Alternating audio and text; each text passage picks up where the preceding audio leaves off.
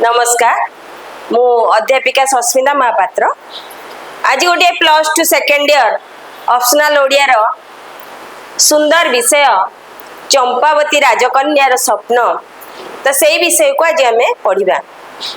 तो चंपावती राजकन्यार स्वप्न कवि हेले पल्लीकवि नंदकिशोर बड़। तो पल्लीकवि उपाधि मिली जन्म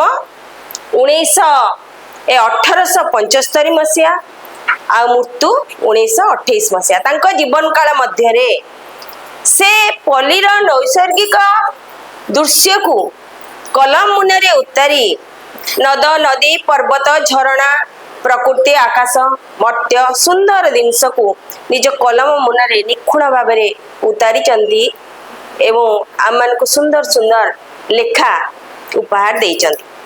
ताले तांकर ई कनकलता उपन्यासटी 1925 मसीह से लिखिथिले। तो 1924 मसीह राय बहादुर उपाधि मिलता।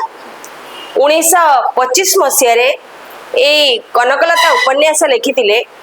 तो ये उपन्यास जो लिखिचंती तांकर ए जो कविताटी आम पढ़ा तरंगिणी संकलन रु आसी अछि। बेले बेले परीक्षा रे पड़े तो कौ संकलन तो तुम मैंने से लिखब तरंगिणी संकलन रु आसी अछि।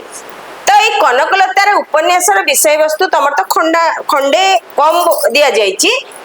तो ये विषय वस्तु एपरी कि धनंजय जड़े पाइकरा वंशर पुत्र थिले आउ हरिचंदन वंशर जे झिया कनकलता दी जनकर देखा हेची कोठी ना आखंडल मणि बेढ़ारे।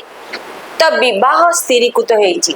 तो दी जनकर विवाह स्थिर हेची एवं तापरे ए गोटे झियर गोटे तरुणी बयस झियर मनर भाव कौन कवितार उल्लेख करा जायछि। तो तमे जानिबो जे जीवन गोटे गोटे अवस्था दे मनीष गति करे। तो शिशु अवस्था किशोर अवस्था यौवन अवस्था वार्धक्य अवस्था जो अवस्था तो ये अवस्थार जो परिवर्तन गोटे झीर शिशु अवस्था कैशोरी अवस्थार जो परिवर्तन तो केवल शारीरिक एवं मानसिक परिवर्तन रे को प्रतिफलन देखा जाए कौन कौन चेंज हुए हठात ता पाखे से यौवन उपस्थित हेले कौन हुए से विषय आलोचना करा जाइछि। तो से एमतीका तो बहुत कविता लिखिं जहाँ सीता वनवास शर्मिष्ठा आदि बहुत गुड़िए लिखिं। कविता संकलन अच्छी बहुत उपन्यास अच्छी। आमे तांकर से तरंगिणी संकलनर जो कनकलता उपन्यासर चंपावती राजकन्यार स्वप्न से राजकन्या जो चंपावती बोली ता ना से जो स्वप्न देखी जो यौवन अवस्था जो स्वप्न देखी ताहा एटारे आलोचना करा जायछि।